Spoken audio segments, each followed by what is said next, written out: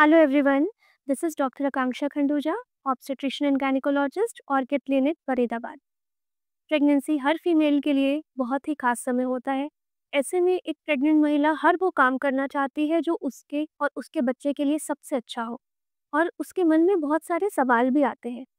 ऐसे में आपको अपने बड़ों के द्वारा और लोगों के द्वारा जहाँ भी आप जाती हैं वहाँ उठने बैठने से लेकर खाने पीने तक अलग अलग लोगों से तरह तरह की सलाह मिलती है।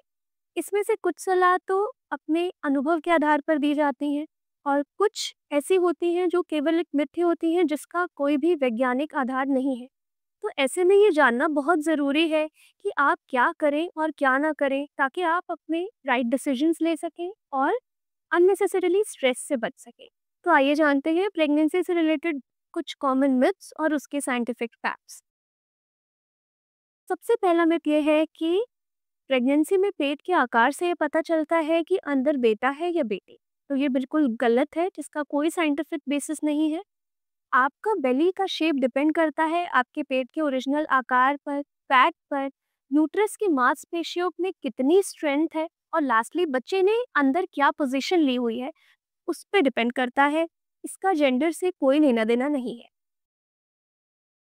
उसी तरह से ये भी कहा जाता है कि प्रेगनेंसी में आपके चेहरे के ग्लो से पता चलता है कि ये बेटा है या बेटी, which is again completely wrong.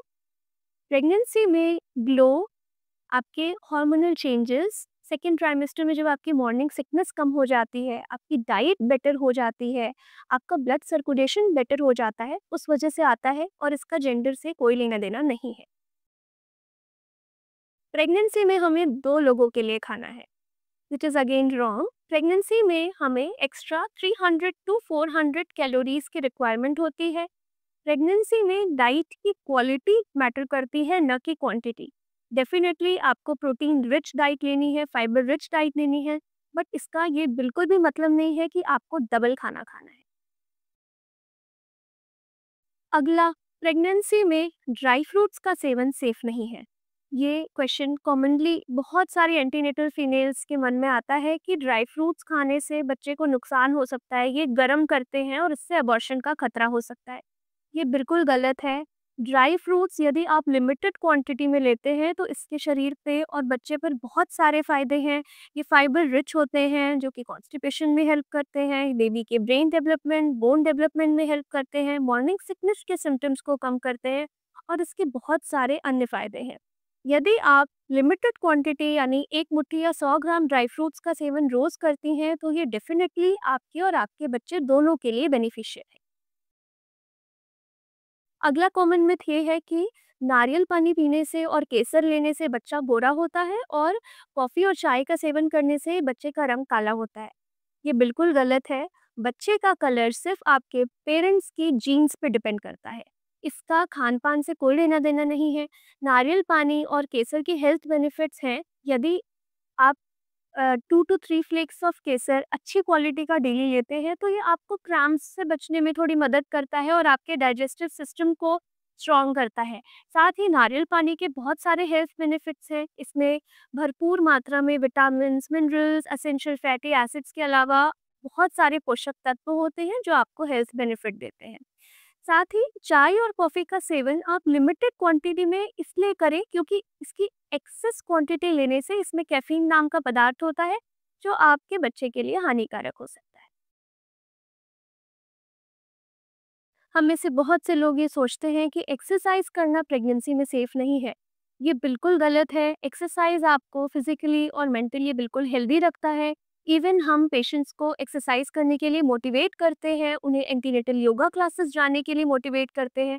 आप किस तरीके की एक्सरसाइज करें ये आप अपनी डॉक्टर से सलाह ले सकते हैं। आप वॉक कर सकते हैं, स्विम कर सकते हैं, अनलेस कि आपके डॉक्टर ने किसी स्पेसिफिक मेडिकल कंडीशन की वजह से एक्सरसाइज करने से मना किया हो। उसी तरीके से पपीते को भी लेकर ये माना जाता है कि ये अबॉर्शन का एक कारण होता है, लेकिन फैक्ट ये है कि कच्चे पपीते में एक पेपेन नाम का केमिकल होता है जो कि यूट्राइन कॉन्ट्रैक्शन करने की क्षमता रखता है। बट जैसे ही पपीता पकता है उसमें ये पेपेन की मात्रा कम हो जाती है और उसके बाद इसका सेवन बिल्कुल सुरक्षित है।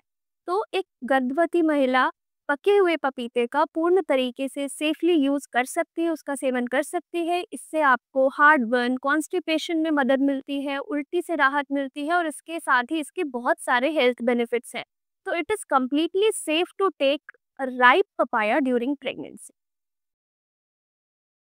उसी तरह से बहुत सारे लोग ये सोचते हैं कि सेक्स करना प्रेगनेंसी में सेफ नहीं है, इससे बच्चे को चोट पहुंच सकती है। तो ये बिल्कुल गलत है। प्रेगनेंसी में बच्चा यूट्रस की स्ट्रॉन्ग मांसपेशियों के अंदर एक पानी से भरी थैली में बिल्कुल सुरक्षित है। साथ ही बच्चेदानी के मुंह पर जो सर्वाइकल म्यूकस प्लग होता है, वो बच्चे को इन्फेक्शन से भी बचाता है। तो प्रेगनेंसी के फर्स्ट ट्राइमेस्टर से लेकर यानी शुरुआत से लेकर 9th मंथ तक सेक्स करना बिल्कुल सेफ है, अनलेस कि आपके डॉक्टर ने किसी स्पेसिफिक मेडिकल कंडीशन जैसे कि आपको फॉर एग्जांपल ब्लीडिंग हो रही हो, या आपका लो लाइंग प्लेसेंटा है, या आपको प्री टर्म लेबर की हिस्ट्री है, या इस प्रेगनेंसी में डॉक्टर ने बेड रेस्ट कहा है, प्री टर्म लेबर का खतरा बताया है। उस कंडीशन के अलावा सेक्स करना बिल्कुल सेफ है। बस आप फोर्सफुल सेक्स ना करें और फीमेल की पोजीशन कंफर्टेबल होनी चाहिए। And last common myth is कि घी खाने से बच्चा फिसल कर आ जाता है और नॉर्मल डिलीवरी में हेल्प मिलती है। तो ये बिल्कुल गलत है। आप लिमिटेड क्वांटिटी में घी का सेवन बिल्कुल करें। घी के बहुत सारे हेल्थ बेनिफिट्स हैं, बट एक्सेस क्वांटिटी में घी लेने से उल्टा आपका और आपके बच्चे का अननेसेसरीली वेट गेन होगा, जिससे नॉर्मल डिलीवरी डिफिकल्ट हो सकती है। तो प्रेगनेंसी में साइंटिफिक फैक्ट्स के आधार पर, अपने डॉक्टर की सलाह पर और अपने बड़े बुजुर्गों के इमोशंस का ध्यान रखते हुए उचित निर्णय लें और अपना और अपने बच्चे का ध्यान रखें।